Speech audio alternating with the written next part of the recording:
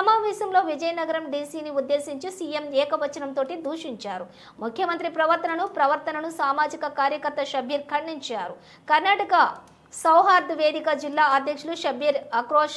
నగరి బొమ్మనహళ్లిలో జరిగిన మతాంతర సామూహిక వివాహ వేడుకల్లో డీసీని అవమానించిన సంఘటన. మాజమిలే సిరాజ్ షేక్ కుమారుడి వివాహంలో డీసీ దివాకర్ స్వామీజీ పక్కన కూర్చున్నారు. స్వామీజీ, మీరెందుకు ఇంత నిశ్శబ్దంగా కూర్చున్నారు? మీవెవరు? ముఖ్యమంత్రి అతన్ని తిట్టాడు. సీఎం సిద్ధరామయ్య డీసీని ఒకే వాక్యంలో తిట్టి నేను డీసీలో ఉన్నాను అని. కానీ ఆయన లేచి అక్కడికి వెళ్లారు. ఈ విషయంలో సీఎం తీరుపై విజయనగరం అంతటా ఆగ్రహం వ్యక్తమవుతుంది. కర్ణాటక సౌహార్ద వేదిక జిల్లా అధ్యక్షుడు షబీర్ మాట్లాడుతూ సీఎం కలెక్టర్కు క్షమాపణ చెప్పాలని డిమాండ్ చేశారు. ಎಲ್ರಿಗೂ ನಮಸ್ಕಾರ. ಎಲ್ರಿಗೂ ಮಕರ ಸಂಕ್ರಾಂತಿ ಹಬ್ಬದ ಹಾರ್ದಿಕ ಶುಭಾಶಯಗಳು. ಈ ಮುಖಾಂತರ ಮಾಧ್ಯಮ ಮತ್ತು ಪತ್ರಿಕಾ ಸ್ನೇಹಿತರೆಲ್ಲ ನಾನು ಒಂದು ಪ್ರಕಟಣೆ ಮುಖಾಂತರ ತಮ್ಮಲ್ಲಿ ಮಾತಾಡೋಕೆ ಇಷ್ಟಪಡೋದೇನಾಗುತ್ತೆ, ವಿಷಯ ಇಷ್ಟೇನೆ ಸ್ನೇಹಿತರೆ. ಈ ಕಳೆದ 2 ದಿನಗಳ ಹಿಂದೆಗಳೇ ಒಬ್ಬ ಮಾಜಿ ಶಾಸಕರು ತಮ್ಮ ಮಗನ ಸುಪುತ್ರನ ವಿವಾಹ ಕಾರ್ಯಕ್ರಮದಲ್ಲಿ ಸಾಮೂಹಿಕ ಮದುವೆಗಳನ್ನು ಹಮ್ಮಿಕೊಂಡಿದ್ರು.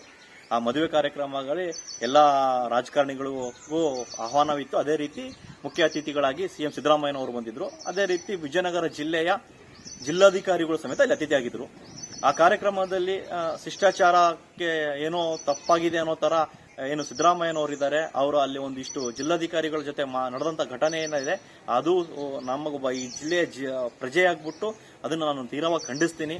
ಹಾಗೂ ವಿಜಯನಗರ ಕರ್ನಾಟಕ ಸೌಹಾರ್ದ ವೇದಿಕೆಯ ಸಂಘಟನೆ ಜಿಲ್ಲಾಧ್ಯಕ್ಷನಾಗ್ಬಿಟ್ಟು ಆ ಘಟನೆಯನ್ನು ನಾನು ವಿರೋಧಿಸ್ತಾ ಈ ಮುಖಾಂತರ ನಾನು ಸಿದ್ದರಾಮಯ್ಯ ಹೇಳಕ್ ಇಷ್ಟಪಡ್ತೀನಿ. ಸಿದ್ದರಾಮಯ್ಯನವರೇ, ನೀವು ಏನು ವೈಯಕ್ತಿಕ ಒಂದು ಕಾರ್ಯಕ್ರಮಕ್ಕೆ ಇವತ್ತಿನ ಬಂದಿದ್ರಿ, ಆ ಕಾರ್ಯಕ್ರಮಕ್ಕೆ ನೀವು ಅತಿಥಿಗಳು, ನಿಮ್ಮಂತೆ ಆ ಕಾರ್ಯಕ್ರಮದ ಬಂದಂತಹ ಜಿಲ್ಲಾಧಿಕಾರಿಗಳು ಅತಿಥಿಗಳೇ. ತಾವು ತಮ್ಮ ಈ ನಡವಳಿಕೆಯಿಂದ ಮತ್ತೊಮ್ಮೆ ನೀವು ಸಾಬೀತು ಮಾಡಿದ್ದೀರಾ ದುರಹಂಕಾರಿ ಸಿದ್ದರಾಮಯ್ಯ ಅನ್ನುವಂತ ಮಾತನ್ನ ಸತ್ಯ ಮಾಡಿದ್ದೀರಾ. ನಿಮ್ಮ ಈ ದುರಹಂಕಾರತನಕ್ಕೆ ನಮ್ಮ ಒಂದು ಧಿಕ್ಕಾರ ಇರುತ್ತೆ. ನಿಮಗೆ ಈ ಮುಖಾಂತರ ನಾನು ಸಿದ್ದರಾಮಯ್ಯನವರಿಗೆ ಹೇಳಕ್ಕೆ ಅನ್ನೋದು ಅಂತಂದ್ರೆ, ಇದರಿಂದ ವಿಜಯನಗರ ಜಿಲ್ಲೆಯ ಜನರಲ್ಲಿ ನೋವು ಉಂಟಾಗಿದೆ. ಒಬ್ಬ ಪ್ರಜೆನಾಗಿ ಪ್ರತಿಯೊಬ್ಬರಿಗೂ ಒಂದು ನೋವು ಉಂಟಾಗಿದೆ. ಹಾಗಾಗಿ ತಾವು ವಿಜಯನಗರ ಜಿಲ್ಲೆ ಜನತೆಯ ಮುಂದೆ ವಿಷಾದಿಸಬೇಕು, ನೀವು ಕ್ಷಮೆ ಯಾಚಿಸಬೇಕು. ನೀವು ಹಾಗೇನಾದ್ರೂ ಮಾಡದೇ ಇದ್ದಲ್ಲಿ ಮುಂದಿನ ನಿಮ್ಮ ವಿಜಯನಗರ ಜಿಲ್ಲೆಯ ಪ್ರತಿ ಪ್ರವಾಸದಲ್ಲೂ ಕಪ್ಪು ಬಾವಟವನ್ನು ಪ್ರದರ್ಶಿಸುವ ಮುಖಾಂತರ ನಿಮ್ಮ ಕಾರ್ಯಕ್ರಮ